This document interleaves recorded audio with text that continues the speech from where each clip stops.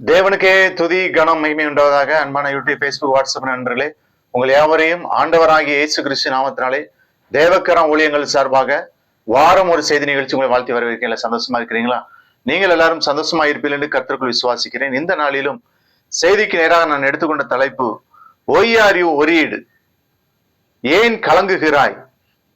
பிரியமானவர்களே, ஏன் கலங்குகிறாய் என்கிற தலைப்பிலே நாம் தியானம் செய்ய போகிறோம். அதற்கு ஆதாரமாக எடுத்துக்கொண்ட வசனம் சங்கீதம் 43:5. என் ஆத்துமாவே, நீ ஏன் கலங்குகிறாய்? ஏன் எனக்குள் தேங்குகிறாய்? தேவனை நோக்கி காத்திரு, என் முகத்திற்கு ரட்சிப்பும் என் தேவனுமாய் இருக்கிறவரை நான் இன்னும் துதிப்பேன். Why my soul are you downcast? Why so disturbed within me? Put your hope in God, for I will yet praise him, my Savior and my God. அநேகருக்கு அநேக காரியங்களை குறித்து கலக்கம், பிள்ளைகளின் எதிர்காலத்தை குறித்து கலக்கம், தொழில் காரியங்களை குறித்து கலக்கம், வேலையை குறித்து கலக்கம். ஏதோ ஒரு காரியத்திலே நீங்கள் கலங்கி போய் இருக்கிறீர்களோ? யாருக்கு கலக்கம் இல்லை? வேதம் சொல்கிறது சங்கீதம் 43:5, தேவனை நோக்கி காத்திரு, என் முகத்திற்கு ரட்சிப்பும் என் தேவனுமாய் இருக்கிறவரை நான் இன்னும் துதிப்பேன். சங்கீதம் 43:5 அதைத்தான் சொல்கிறது. தேவனை நோக்கி காத்திரு. புலம்பல் 3ஆம் அதிகாரம் 24 முதல் 26 வசனங்களை பார்க்கும்போது, கர்த்தர் என் பங்கு என்று என் ஆத்மா சொல்லும், ஆகையால் அவரிடத்தில் நம்பிக்கை கொண்டிருப்பேன். தமக்கு காத்திருக்கிறவர்களுக்கும் தம்மை தேடுகிற ஆத்மாவுக்கு கர்த்தர் நல்லவர். கர்த்தருடைய ரட்சிப்புக்கு நம்பிக்கையோட காத்திருக்கிறது நல்லது. Wait for the Lord. பிரியமானவர்களே, ஆண்டுடைய சமூகத்திலே காத்திரு. ஏசாயா 64:4 சொல்கிறது, தேவனே, உமக்கு காத்திருக்கிறவர்களுக்கு நீர் செய்பவர்களை நீரே அல்லாமல் உலக தோட்டம் முதற்கொண்டு ஒருவரும் கேட்டதும் இல்லை, செவியால் உணர்ந்ததும் இல்லை, அவைகளை கண்டதும் இல்லை. ஏசாயா 40:31, கர்த்தருக்கு காத்திருக்கிறவர்களோ புதுபலன் அடைந்து கழுகளை போட சட்டைகளை அடித்து எழும்புவார்கள், அவர்கள் ஓடினாலும் இடைப்படையார்கள், நடந்தாலும் சோர்ந்து போகார்கள் என்று சொல்லி பார்க்கிறோம்.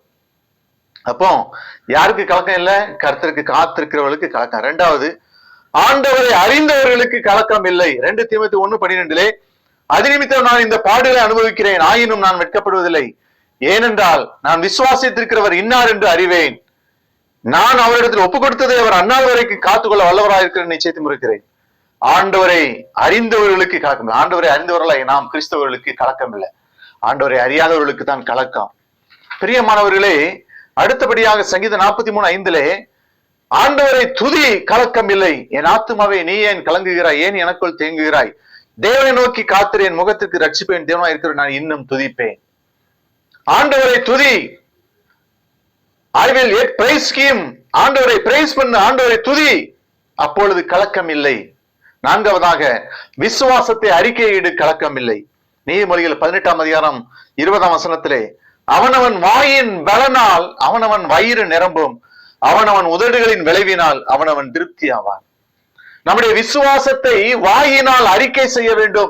எப்படி அறிக்கை செய்ய வேண்டும்? வியாதியோடு கூட இருக்கிறீர்கள் என்றால், கர்த்தர் என் பலவீனத்திலே என் பலன் பூரணமாயும் வசனத்தை சொல்லி, உன் வியாதி, உன் வேதனை நீங்க சுகமாயிரு, அவருடைய தழும்புகளால் குணமாகிற சொல்லி வசனத்தை சொல்லி அறிக்கையிட்டு வியாதியை நாம் குணமாக்க முடியும். விசுவாசத்தை அறிக்கையிடும் போது கலக்கம் இல்லை. பிள்ளைகள் இல்லையா? வயிற்றுல கை வச்சு ஜெபம் பண்ணுங்க. கர்த்தர் எனக்கு ஒரு குழந்தையை கொடுத்தார் என்று சொல்லி விசுவாச அறிக்கையிட்டு ஜெபம் பண்ணுங்க. கேன்சர் வியாதியா? ஆண்டவர்கிட்ட விசுவாச அறிக்கையிட்டு ஜெபம் பண்ணுங்க, உங்களுடைய வியாதி நீங்கும். அதே போல திருமண தடையா? கர்த்தர் எனக்கு நல்ல துணை தருவார் என்று விசுவாச அறிக்கையிட்டு ஜெபம் பண்ணுங்க. நீங்க எந்த காரியத்திலும் விசுவாசத்தை அறிக்கையிட்டு ஜெபம் பண்ணுங்க. அதான், அவனவன் வாயின் பலனால் அவனவன் வயிறு நிரம்பும், அவனவன் உதடுகளின் விளைவினால் அவனவன் திருப்தி ஆவான். அவனவன் உதடுகளின் விளைவினால் அவனவன் திருப்தி ஆவான். 1 யோவான் 5:4 அதைத்தான் சொல்கிறது. நம்முடைய விசுவாசமே உலகத்தை ஜெயிக்கிற ஜெயம். ஜெபிப்போமா? அன்பின் ஆண்டவரே, வசனத்தை கேட்ட பிள்ளைகளை ஆசீர்வதியும். இயேசு நாமத்தில் ஜெபிக்கிறோம். Thank you friend. God bless you.